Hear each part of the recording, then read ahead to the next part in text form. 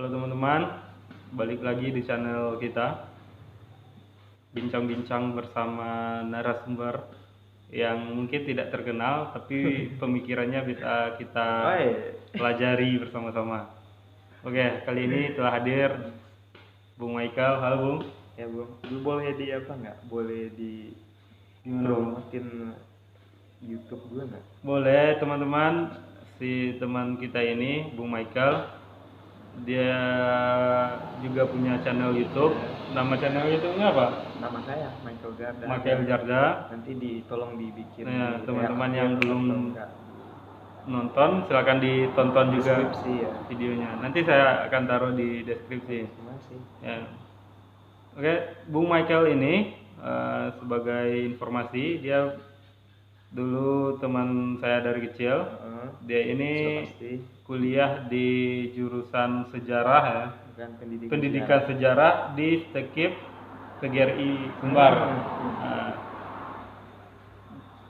jadi teman-teman, kali ini kita akan bercerita soal pemilihan pemimpin di Nagari.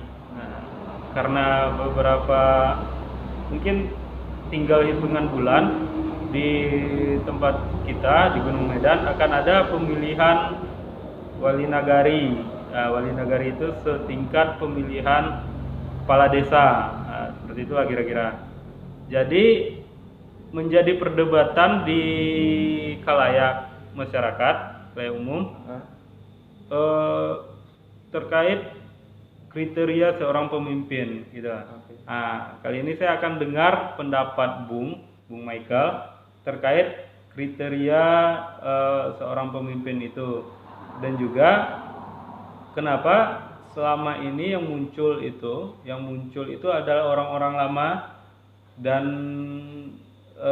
dari segi umur cenderung lebih dikatakan dewasa lah, bukan dari golongan pemuda gitu. Gimana menurut Bang? Enggak ya? Ya, kalau dikatakan tua juga enggak, tapi tidak bisa dikatakan muda gitu, seperti itu. Iya, jadi apa ya tadi Ozi itu kenapa kriteria tadi saya batasi sedikit lah gitu. Kalau tanya kriteria pemimpin sama saya nggak ambung sih, tapi kalau yang kenapa yang dari segi Bung sendiri ya, apa? Kalau Bung pribadi, pemimpin yang Bung harapkan itu seperti apa? Pemimpin yang pertama sudah tentu yang asik. Ini pemimpinnya Yang konteksnya versi enggak kok konteksnya itu pemimpin di Indonesia atau yang di mana sih, yang di daerah ini atau yang secara umum pemimpin. Secara umum. Ya, pemimpin itu harusnya seperti apa menurut pandangan Bung Michael? Yang progresif itu sudah pasti, saya sangat menyukai yang progresif, yang revolusioner itu saya sangat. Yang kedua dia menguasai ilmu pengetahuan. Yang ketiga dia bisa lah menguasai teknologi, tahu teknologi gitu ya. Yang keempat dia tuh sangat anti feodal, itu yang saya suka. Anti feodal dalam maksud tidak ada yang yang keturunan darah biru atau mengedepankan keturunan ya. Oligarki atau oligarki. Yang kelima dia sudah tentu pasti merakyat. Yang keenam dia bisa diajak berdebat asik. Seperti itu yang saya harapkan. Saya harapkan. Nah, itu tadi itu kan tadi kriteria pemimpin yang Bung harapkan. Menurut saya ya, Bung Michael gitu. Tapi bisa diperdebatkan lagi. Cuman kan saya akan coba tarik ini ke permasalahan yang lebih spesifik ke nagari gitu ha. Karena kita lihat pemimpin kita muncul perdebatan soal ketentuan pemimpin itu seperti apa. Ada yang mengatakan bahwa kebiasaan di tempat kita ya, di tempat kita itu pemimpin itu syaratnya pertama harus sudah menikah. Itu yang pertama. Seriusan? Harus sudah menikah. Dari segi umur sudah cukup matang. Dan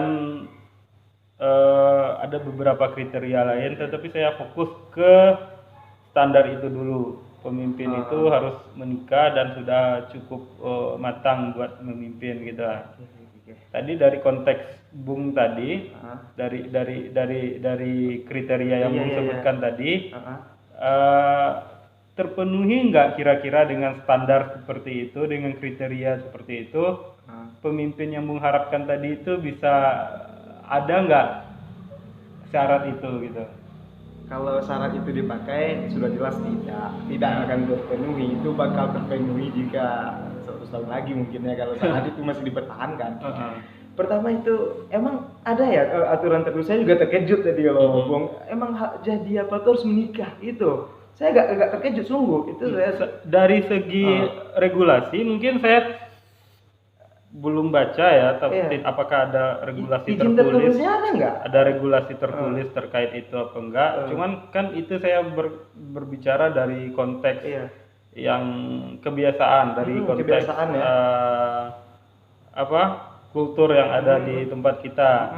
Biasanya itu syarat orang-orang memilih itu syaratnya pajak orang ini belum menikah, nggak cocok jadi seorang pemimpin gitu. Untuk memimpin dirinya sendiri belum bisa, apalagi memimpin kita. Itu adalah salah satu yang harus diubah, tugas berat kita loh, mengubah perspektif seperti itu.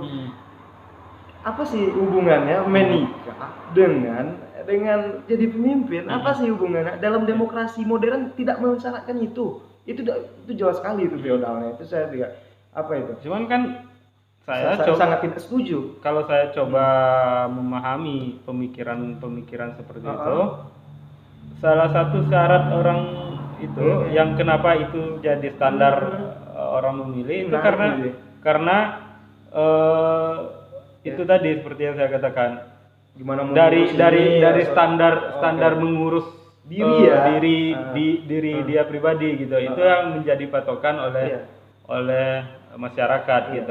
Apakah menurut Bung seorang yang belum menikah itu sudah bisa memimpin orang banyak gitu? Karena dia dari segi pengalaman memimpin keluarga saja belum ada, apalagi untuk langsung terjun ke memimpin masyarakat gitu. Saya tidak ada hubungan ya, tidak ada korelasi antara menikah dan memimpin. Kita lihat kita kembali ke basic saya ada dulu pemimpin yang dia menikah, pemimpin masa itu Tan Malaka itu juga tidak menikah kok.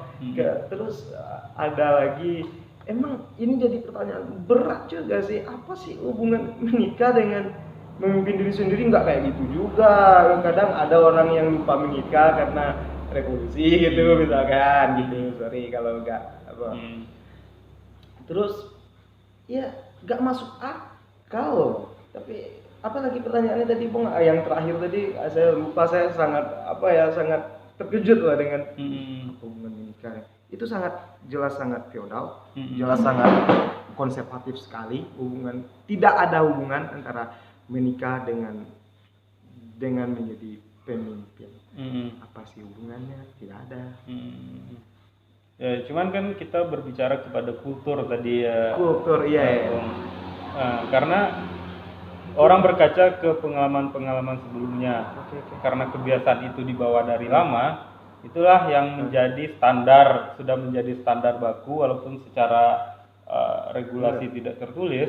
Memang kan itu yang dibawa terus oleh masyarakat. Apalagi kita di Minang ini ada beberapa ketentuan mungkin dalam sistem bersuku syarat dia harus diangkat menjadi seorang datuk itu, seorang pengulu itu, kalau dia sudah menikah dulu itulah yang dibawa ke permasalahan administrasi itu kita harus bedakan dulu. Kalau kita sekarang kan memakai demokrasi desa ya, kita memilih secara langsung, itu beda sekali dengan pemilihan datuk-datuk itu ya. Itu kan gelar adat ya. Kalau di pemilihan demokrasi desa itu seharusnya syarat itu harus dihapuskan, karena memang hak orang loh dalam demokrasi ingin mencalonkan diri, hak orang loh. Jadi itu sudah melanggar kebebasan untuk untuk mencalonkan diri juga, itu nggak sah. Pokoknya kalau pandangan saya kultur seperti itu di situ letak peran anak muda. mau nggak dia mencerdaskan kehidupan lagi mau nggak mencerdaskan apa berpolitik kan? Masyarakat berpolitik, memberikan pendidikan politik seperti itu. Misalnya ini syarat ini kita apa loh di dunia modern itu tidak kayak gini. Ini kok apa sih? Mungkin banyak berkelana mungkin di daerah lain ada nggak yang dia masih muda umur belasan jadi ada kan? Boleh saja kan? Itu juga yang ingin saya bahas kali ini, Bung. Kebiasaan kita itu sepertinya menghambat kita untuk mengarah ke sana. Sangat gitu. Kalau benar apa yang Bung, saya tidak menyalahkan juga bahwa standar itu ada di masyarakat gitu. Cuman kan kita berkaca ke beberapa daerah lain yang dipimpin oleh seorang pemimpin muda dan itu lebih revolusioner menurut saya, lebih progresif sehingga muncul ide-ide baru, ide yang segar, apalagi sekarang dalam revolusi 4.0, revolusi gadget, big data, itu kan itu kan sekarang standarnya itu sudah harus semua serba online gitu, serba online ya. Itu yang saya rasa menghambat kalau seandainya pemimpinnya itu berasal dari generasi yang sebelum itu, maksud saya kan? Nah, sehingga ketertinggalan itu harus dikejar oleh pemimpin-pemimpin yang lebih tua. Nah, kalau seandainya kita jemput generasi yang milenial, generasi muda yang paham teknologi untuk memimpin, ada harapan bahwa pemikiran milenialnya dibawa dalam memimpin gitu. Cuman permasalahannya beririsan dengan kultur yang kita anut tadi itu. Sehingga ada nggak kira-kira menurut Bung titik temunya di situ? Apakah kita akan tetap dengan kultur kita, seorang pemimpin itu harus berumur segini, sudah kawin segala macam, tetapi orang-orang yang mengawalnya atau staff-staffnya itu berasal dari generasi milenial, atau pemimpinnya itu sendiri yang harus seorang milenial gitu. Bagaimana menurut Bung dari konteks itu? Dalam konteks itu kita memang harus kalau di zaman sekarang itu bagusnya emang pemimpinnya bisa teknologi, apalagi yang lagi dengung-dengung itu 4.0 ya. Itu sekarang kita zaman Internet of Things, semuanya internet. Kita masuk ke daerah yang sangat bukan big data. Kemungkinan sekali keduanya saya juga sepakat, tapi yang pertama diberikan ke pemimpin muda, dia otomatis data itu langsung big data ya, kita ingin data di desa ini bisa dimanfaatkan dengan seefektif mungkin, tidak lagi kita ribet soal pengurusan atau apapun. Kedua, kalau seandainya kita masuk hanya menjadikan staff, itu nanti seolah gimana jelasinnya sih, kalau kita hanya jadikan mereka staff itu baik juga, tapi bisa nggak mereka membuat budaya baru anti kritik tidak pemimpinnya? Kalau pemimpin anti kritik, nanti yang model-model baru, itu apaan sih? Itu kamu kayak gitu tidak menerima masukan dari generasi yang lebih muda ya. Lebih baik semuanya memang diganti ke yang muda, mulai dari staff atau pos-pos penting itu dimiliki oleh yang muda, diisi oleh pemuda. Karena sekarang kan zaman itu udah beda ya. Ini bukan menyalahkan yang tua juga, tapi kalau yang tua, yang berumur, dia bisa memanfaatkan teknologi, lekat dengan teknologi, bukan hanya WA dan Facebook itu, perhatikan, bukan hanya WA dan Facebook, itu bukan belum masuk ke 4.0 tapi emang bisa dia memanfaatkan big data, dia bisa beroperasi dengan itu, bisa menyesuaikan diri, itu oke. Saya mendukung kalau yang itu. Bukan hanya sekedar 4.0 itu WA Facebook, itu enggak loh. Oke. Ya, karena gini juga Bung, kita harus mau tidak mau harus tetap mengikuti zaman. Oh iya, harus termasuk peraturan tadi harus mengikuti zaman. Betul, juga. Saya sangat tidak setuju kalau harus menikah harus berumur segini, itu sangat menghambat sekali. Iya. Cuman kan berkaitan dengan soal generasi muda, generasi milenial. Sebenarnya di tempat kita itu potensi itu ada nggak sih sebenarnya? Gitu? Banyak sekali. Ada yang pro status quo, ada yang sangat melawan status quo, sepertinya zona-zona nyamannya yang tinggi itu ya.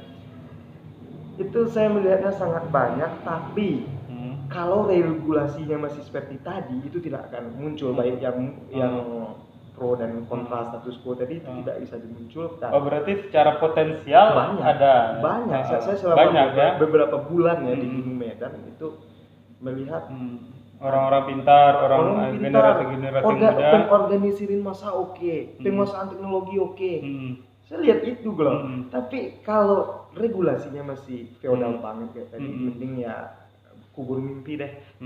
Kita pengen yang udah muncul, kemudian itu ya kembali lagi ke kamu pernah berbuat apa sih ke nagari? Ya bagaimana aku berbuat anak-anak muda ini kalau kerannya itu tidak dibuka loh. Itu yang saya lihat. Oke lah, kita seandainya berbicara regulasi sudah berubah dan ada potensi generasi muda memimpin negara kita suatu saat nanti. Kita berandai seperti itu. Cuman seberapa siap kira-kira generasi muda kita untuk memimpin pemerintahan di tingkat nagari? Karena kita berkaca ke beberapa kasus yang ada di daerah lain ya, contohnya. Karena gini Bung, sekarang itu nagari itu sudah diakui sebagai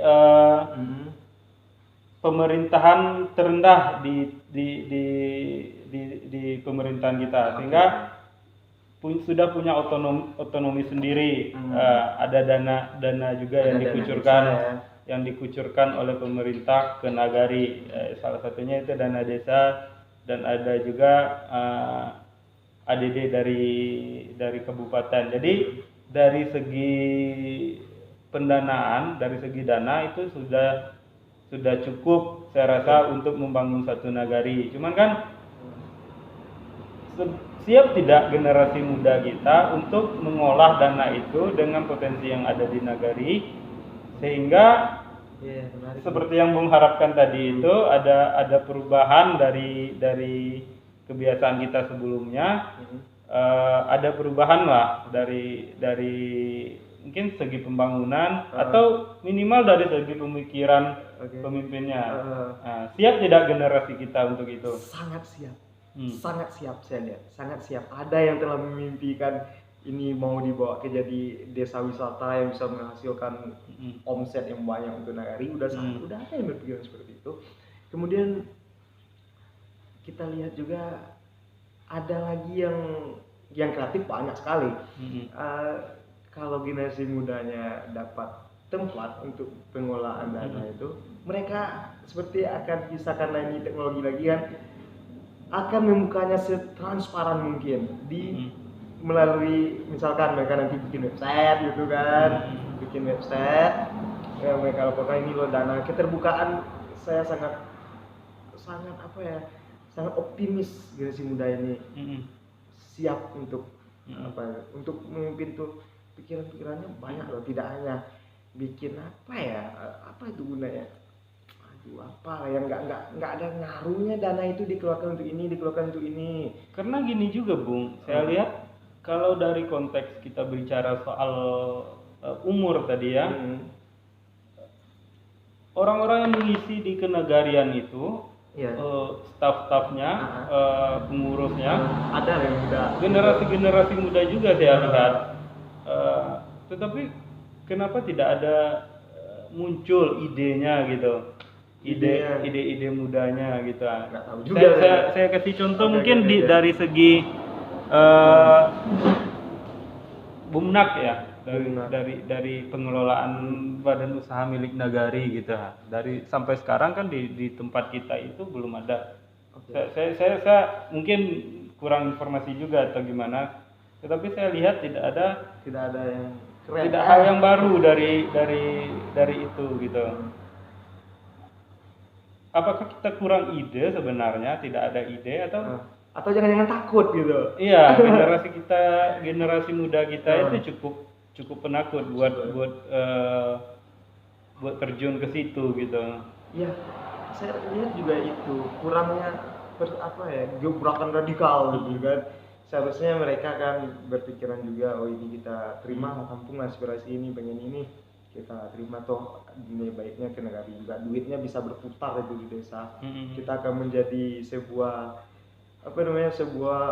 ada penghasilan, orang desanya nanti itu bisa santai di rumah sudah dapat duit. Itu dengan misalkan kita itu nanti dia sudah punya lah di kooperasinya itu duit mengalir ya. Desa itu cukup kerja seperti orang di kota 8 jam atau berapa, bisa dia mereka fitness, bisa mereka apa. Nah masalahnya sekarang kenapa ya nggak terpikirkan, justru itu juga jadi pertanyaan. Entah mereka ini takut, entah mereka ini emang nggak ada ide, entah apalah. Emang selama ini Bumnak itu udah apa yang dia keluarkan lah, itu kan dana desa kan ini malah. Udah apa sih? Iya, saya makanya saya coba tanya tadi ke Bung kan, karena saya juga tidak terlalu mengikuti terkait permasalahan di Nagari gitu. Cuman secara potensi saya lihat tidak ada yang baru pasca adanya dana desa ya udah beberapa tahun bergulir. Tidak ada perubahan saya lihat dari tingkat perekonomian masyarakatnya. Gitu aja. Harusnya kan potensi itu bisa muncul apabila dana desa itu dikelola dengan baik dan Bumnaknya bisa menghidupkan potensi-potensi lokal yang ada gitu. Kan saya lihat belum ada yang muncul gitu. Di situ kita memang butuh pemimpin muda sepertinya yang dia bisa meletakkan. Apakah permasalahannya menurut Bung emang dari segi pemimpinnya kah, atau dari kreativitas pemudanya gitu, atau potensi kita atau potensi kita yang nggak ada gitu? Menurut saya itu pentingnya pemimpin muda. Nanti kita akan misalkan kalau ada yang terpilih, saya siap mendukung ya. Kalau ada yang mau maju itu saya siap all out untuk mendukung ya.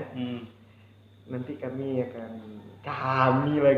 nanti kita sodorkan integritas kalau tidak dapat saya siap lah diturunkan. Jadi nanti kita pos-posnya ini dipilih. Ini saya struktur Bumnak ini pemilihannya gimana ini, yang dipilih secara apa? Secara suku lagi atau apa gimana nih? Saya nggak ngerti juga itu sih. Saya nggak tahu juga itu. Seharusnya itu ada dalam aturan dalam pernak itu biasanya. Ya, soal pemilihan ini. Nanti jangan-jangan ini dicomot. Oh ini pro status quo. Lu duduk di sini. Lu tidak akan banyak membangkang. Duduk sini. Lu tidak karena gini Bung. Kalau soal Bumnak itu ya kita berbicara Nagari ini adalah satu negara. Iya. Nah, Bumnak itu adalah badan usaha BUMN-nya gitu. Berarti kan dia berada di luar struktur pemerintahan yang ada gitu. Sehingga cuman dari segi keuangan pemerintah harus membantu ke situ gitu. Ada hubungannya dalam batas itu, bukan dia bagian dari pemerintahan, bukan. Cuman kan sokongan dari segi dana itu dari Nagari gitu. Sehingga saya akan berkaca ke beberapa daerah yang yang Bumdangnya cukup berhasil, dan itu Banyak di Jawa, banyak memanfaatkan potensi yang ada di daerahnya. Contohnya di saya contoh di Pariaman, daerah Pariaman itu ada beberapa anak muda yang mengembangkan potensi daerahnya, yaitu unggas petelur gitu sebagai contoh. Nah, itu dibuang dari segi idenya kan menurut saya cukup standar ya. Karena sokongan karena sokongan yang besar dari kepercayaan dari Bumnak dan pemerintahan Nagari, hal itu bisa menjadi potensi yang besar buat meningkatkan perekonomian masyarakat. Sekarang mereka sudah menghasilkan penghasilannya cukup besar dari situ. Nah, hal-hal seperti itu yang tidak terlihat di sini. Terlihat di sini. Ya, saya tidak bisa juga membaca petanya, sulit juga loh sih. Soalnya Bumnak ini gimana sih strukturnya? Saya nggak tahu. Saya nggak tahu dan tidak mencari tahu itu, tidak mencari tahu juga. Seharusnya ini barusan saya nonton YouTube itu ada channel namanya Karengkang. Setelah saya lihat, ternyata adik-adik teman saya loh di daerah Bunga Tanjung ini ya, Jorong ya, Bunga Tanjung. Adik-adik teman saya, wah ini kok keren banget, editingnya oke. Ini saya kira tadi mereka tuh emang udah kursus di kuliah perfilman. Ternyata masih anak sekolah loh. Masih anak sekolah, serius. Tadi saya Karengkang channel, bisa dicek itu Karengkang channel. Itu kalau disokong lagi itu lebih lebih keren lagi, asalkan bergerak secara indie aja sih keren itu. Apalagi ditambah sokongan, itu mereka bisa nanti kayak mereka itu memperkenalkan kita itu lewat film gitu. Cukup viewernya emang yang tonton tadi di Social Blade itu saya lihat juga analisis YouTube-nya tadi sudah sampai ke penghasilan 1 juta setahun sampai kalau mereka pakai AdSense ya. Kemudian di situ tuh pentingnya kita membaca peluang pada mereka itu. Oh ini anak-anak muda nih, ayo kita rangkul deh. Mereka bisa nih untuk untuk promosiin Nagari kita kalau yang nasionalisme kuat kan promosi Nagari itu.